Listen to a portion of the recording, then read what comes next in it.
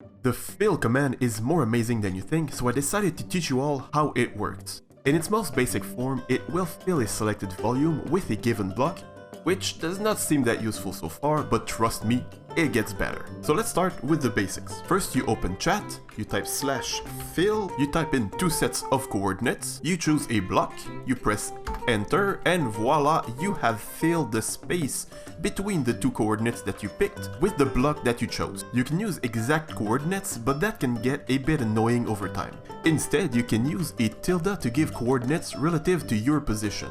A single tilde like that will give your exact position on the given axis, and you can add a number next to it to adjust that position. So in this case, it would start at the position where I am, it would extend by 2 blocks on the positive x-axis, 6 blocks on the positive y-axis, and 1 block in the negative z-axis. Be careful though, you do not add a plus when going in a positive direction, you only write the value after the tilde.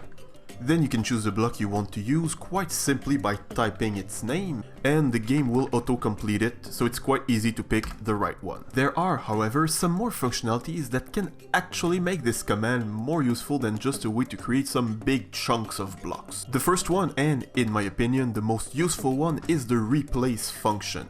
As the name implies, this function will not fill the entire area with the selected block, but will instead only replace certain blocks.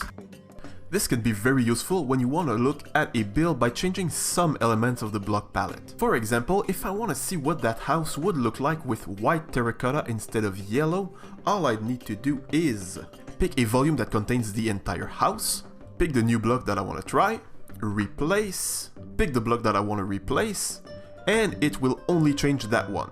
In my opinion, the other 4 functions aren't as useful, but they can still come in handy in some situations. The destroy function does the same as the regular command, but will drop all the blocks that are already in the volume as items, as if they had been broken by a regular unenchanted tool.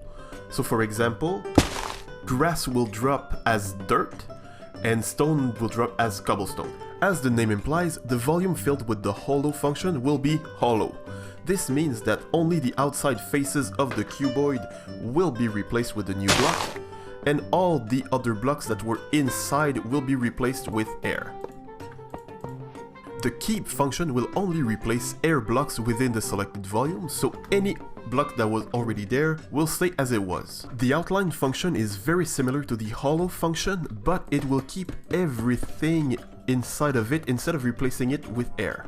There you go, all of you are now pros with the fill command. I hope you learned something and you enjoyed. Thank you so much for watching, and bye bye.